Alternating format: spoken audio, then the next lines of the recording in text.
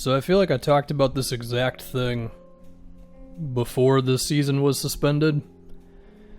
But given where we are, I think it's alright to talk about it again. And the rules have changed a little bit. Who's going to get the 8th seed in the West? I'm not going to do a video on this for the East, because to be honest, I don't really care. The Wizards, they're probably not going to catch the Magic. There you go. So, the Grizzlies, the Blazers, the Pelicans, the Kings, maybe the Spurs. The Suns don't really have a chance, but they're here, so I guess I can mention them for 4 seconds. I mean, we know the rules, right? Somebody's got to get within 4 games of the Grizzlies, and then it's a 2-game playoff between, we assume it would be the Grizzlies. I mean, if they lost all their games, maybe they would fall out of the 8th seed, but we assume it would be them against the 9th seed, and the 9th seed would have to win both games. Grizzlies would have to win 1 game. There you go. They're in the playoffs, right? I mean, pretty much Memphis, they would have to have a really bad stretch of weeks to not make the 8th seed. Like, they would have to play poorly, and then between the Blazers, the Pelicans, the Kings, or the Spurs, one of those teams would have to play very well in their 8 games for Memphis to not get this. And of course, all of this is for the right to lose to the Lakers in round 1 of the playoffs. I don't know how much the teams ahead of the 8th seed are going to care about the standings, since home court advantage is now not a thing. But you imagine the Lakers want to hold on to the 1, because that is by far the easiest round 1 series. I mean, if you're the 2 seed, you got Dallas in round 1, and, well, who knows? Maybe Luka's got a round 1 upset in him. But anyway, if we can talk about this some more. You know, the interesting thing is, because we have the schedules, we can just kind of speculate what teams' records are going to be. Now, I'm mainly just going to look at Memphis, because again, this is really theirs to lose. And another thing to think about too is, depending on what team you get, like for example, the Grizzlies are playing the Bucks. It's their 5th game of these 8. Are the Bucks going to care in that game at all? Like, maybe Giannis only plays 20 minutes or something. You know, the Bucks, they have pretty much nothing to worry about with a 6.5 game lead on Toronto. The Grizzlies also have the Celtics for their last game, and there's a chance that game doesn't matter at all for Boston. So if Memphis gets themselves a couple of freebies in this, then that's certainly going to help them, and it's not going to be as great for the other teams here. Now, all that being said, they do also face the Spurs, the Pelicans twice, and the Blazers to open it up. Those are going to be some important games. I mean, if the Grizzlies just split those games and then split the rest of them and go 4-4, their chances of being the 8th seed are pretty damn high. I mean, at that point, they would be, 36-37. So then the Blazers would have to get at least 33 wins, because I believe if it's 4 games that Memphis finishes ahead and they get in, it has to be within 4 for us to go to this little thing called a tournament that's not a tournament. So the Blazers would have to go at least 4-4, I believe. Now, the Damian Lillard, well, actually, first off, there's a lot of numbers. I'm probably messing something up, my bad. But the Blazers have the factor of Damian Lillard, who can just go off, and we imagine he's going to be motivated. And if we look at Portland's schedule, so this is actually kind of confusing, and this is something that I did not take into account until it's stared at me in the face. If I look at Memphis's 8 games, it's all against teams that are in the bubble. Portland has a bunch of games against teams that are not there, so you skip and go to the next game. The thing is, they have so many that for Portland, their 8th game would be against the Grizzlies. But if I look at the Grizzlies' schedule, their 8 games would have already been finished by the time it was time to play that Portland game.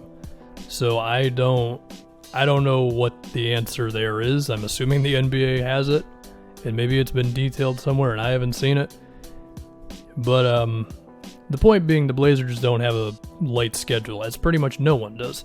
That being said, if you ask me to pick one guy to lead his team on this stretch, it's going to be Dame. I mean, you know, Ja's great, Zion and Ingram are great. I mean, hell, maybe Drew Holiday has a couple of weeks. The Kings are all good, and the Spurs are okay, and I don't know why the Suns are here, but they're here. But Dame is the guy, if you're going to pick one.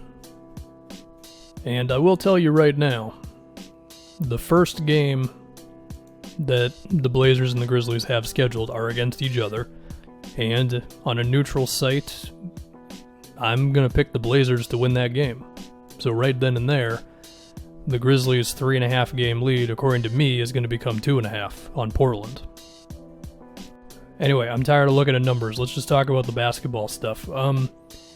Random factors that could come into play here. Jaren Jackson's foul trouble. I mean, it was pretty rare for him to go 8 games in a row in the regular season and not be in foul trouble in at least like 3 of those games. So, where every game is going to count a lot, that could be a big deal. With the Blazers, how are they going to manage the Nurkic-Whiteside minutes? I mean, Nurkic seems like he's going to be back, and he's the better player, but you're just going to throw him back out there? There's also the matter of we've seen Whiteside be a baby when he doesn't get minutes. And while we would like to think that he would just play his hardest for 8 games, there's a chance you might have to give him a couple extra minutes than you really want to just to get him to play okay, because the Blazers are desperate for anything at the center position.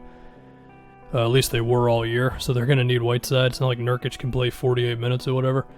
For the Pelicans, I mean, maybe Zion's just that good. Maybe Zion can really just run the gauntlet for the Pelicans and grab a bunch of offensive rebounds, which I think is going to be important given how big each game is. Now, one thing I will say about the Pelicans, and I don't know if any other team in this race has this, is I feel like they have a few guys who could have a big game any night. Whereas with the Blazers, it's 2 guys. And the Grizzlies, it's really just 1 guy. Well, Valanciunas kinda. And he could have a random like 25 and 15 game or whatever.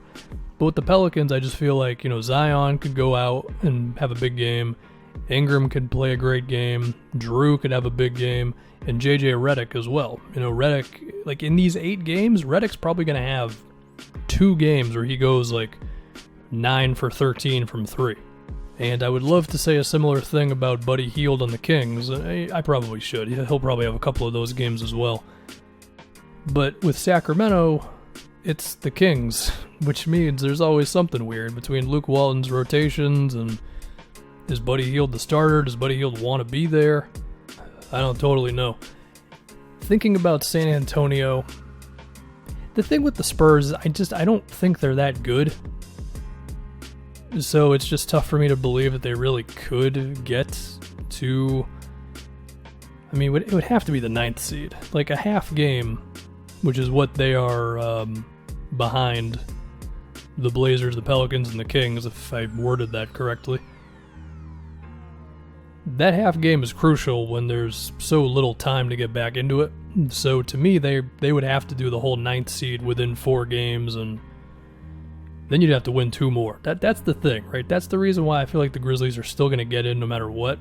Well, not no matter what, of course, but it's the fact that they could have an underwhelming stretch of games, right? Maybe they go 3-5, but they'd still probably have to lose another 2 games at the very end in order to not get in. Like, they just have so many damn chances to make it.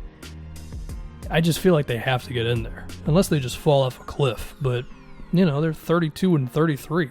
They're a good young team that played above themselves this year. So yeah, the Grizzlies are still my pick because the math is just so in their favor. But if they have a really, really bad set of 8 games, could happen.